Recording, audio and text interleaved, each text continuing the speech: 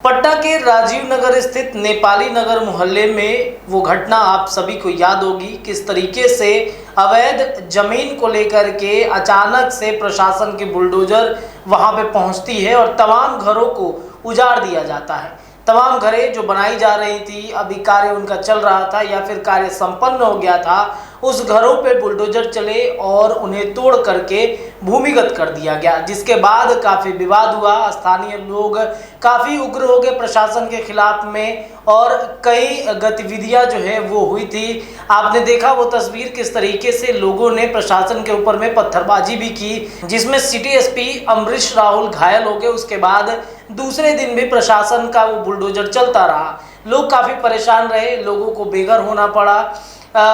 करार ये दिया गया, लोगों को ये कहा गया कि इस मोहल्ले में अवैध रूप से वो लोग घर बना करके रह रहे थे, लेकिन लोगों ने ये आरोप लगाया कि अगर ये अवैध था तो हम नगर पालिका को टैक्स देते हैं, हम बिजली बिल पे करते हैं। ये कहीं ना कहीं मामला जो था वो भू माफियाओं के द्वारा खेला गया पूरा मामला था। ये मामला अब पटना हाईकोर्ट में चला गया, इसकी सुनवाई शुरू हुई और कल भी पटना हाईकोर्ट के द्वारा राजीव नगर नेपाली नगर मोहल्ले की जमीन को लेकर के सुनवाई हुई है और हाईकोर्ट काफ़ी सख्त हो गया है।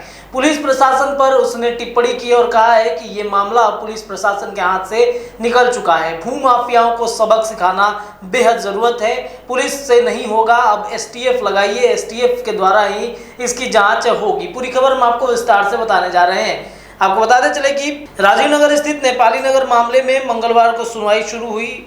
जस्टिस संदीप कुमार ने महाधिवक्ता ललित किशोर से पूछा कि ललित बाबू, कोई भू माफिया पकड़ में आया कि नहीं, उन सबको सबक सिखाना जरूरी है। हाईकोर्ट की ओर से कहा गया कि एसटीएफ गठित कर सबको पकड़ाइए, पुलिस से नहीं होगा। इस पर महाधिवक्ता ने कहा कि कार्रवाई तेजी से चल रही है, जल्दी से ही सब पकड़े जाएंगे। अन्य एजेंसियां भी काम कर रही हैं। काउंसलिंग बोर्ड की ओर से वरीय अधिवक्ता पीके शाही ने मंगलवार को अपनी बहस पूरी कर ली।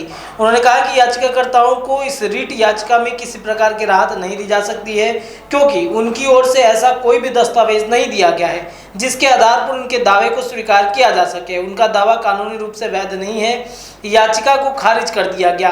इस दौरान हाउसिंग बोर्ड की ओर से अधिवक्ता शाही ने कोर्ट से कहा कि हुजूर, अब तो इनकी सरकार आ गई है, इन्हें मैनिफेस्टो में भी नेपाली नगर शामिल है, अब ये लोग यहाँ क्या कर रहे हैं। डिप्टी सीएम के पास ही यह विभाग है, उस पर कोर्ट रूम में ठहाका लगी है। कोर्ट मित्र एमिकियस क्यूरी संतोष कुमार ने याचिकाकर्ताओं के पक्ष में बहस करते हुए कहा कि राज्य सरकार और बोर्ड की कार्रवाई 2010 एक्ट स्कीम और नियम के प्रावधानों के विपरीत है। उन्होंने कहा कि मुआवजे दिए बिना या वैकल्पिक व्यवस्था किए बिना नेपाली नगर के निवासियों को हटाना या मकान तोड़ना गलत है। उन्होंने कलेक्टर की ओर से दिए गए नोटिस और सीओ के आदेश को भी गलत ठहराया। मामले पर अगली सुनवाई 23 अगस्त को होने वाली है। तो देखा आपने किस तरीके से राजीव नगर स्थित नेपाली नगर मोहल्ले का मामला जो है पटना हाईकोर्ट ने सख्त रूप से कह दिया है कि अब ये बिहार पुलिस से नहीं होगा। भू माफियाओं को, जमीन माफियाओं को जो है सबक सिखाना बहुत ज़रूरत है। इसके लिए ज़रूरी है कि अब पुलिस के नहीं बल्कि एसटीएफ के द्वारा इसकी जांच कराई जाए। अब देखने वाली बात होगी कि 23 अगस्त को जो सुनवाई होगी उसमें क्या कुछ फैसला होता है। बहरहाल इस खबर पर हमारी नजरें रहेंगी। आप देखते रहिए NBC 24 न्यूज़। बहुत बहुत धन्यवाद।